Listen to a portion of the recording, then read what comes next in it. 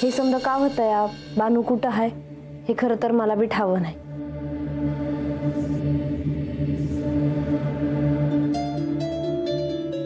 ही खरं बोलते,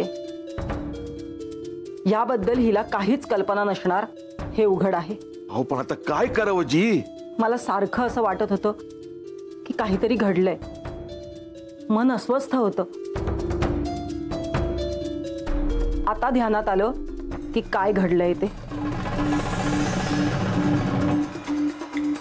ही बानू नाही, तिची आभासी प्रतिमा आहे। ह्या अर्थी बानू नक्कीच कुठेतरी असणार। हे कार्य कुणालाही करता येणं शक्य नाही।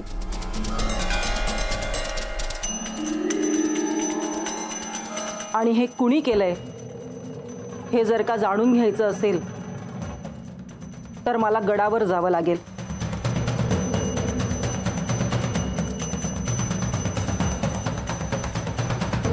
आणि भेट घ्यावी लागेल। कुणाची? श्री म्हाळसा देवींची।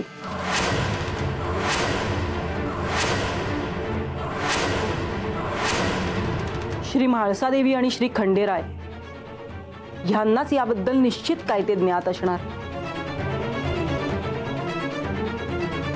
आता अधिक वेळ दौडून चालणार नाही।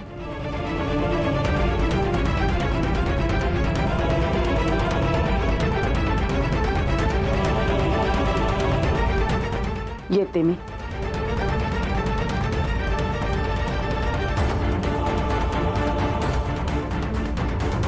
आजा आता आता काय करायचं?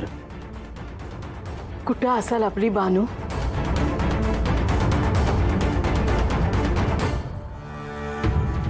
म्हाळसा, या अल्पावधीत मला तिला जे काही सांगता आलं ते मी सांगितलं।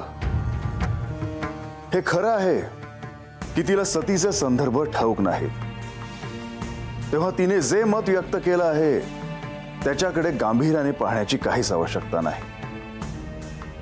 आजपर्यंत तुम्ही किंवा मी आपण दोघांनी तिला जो अनुभव दिला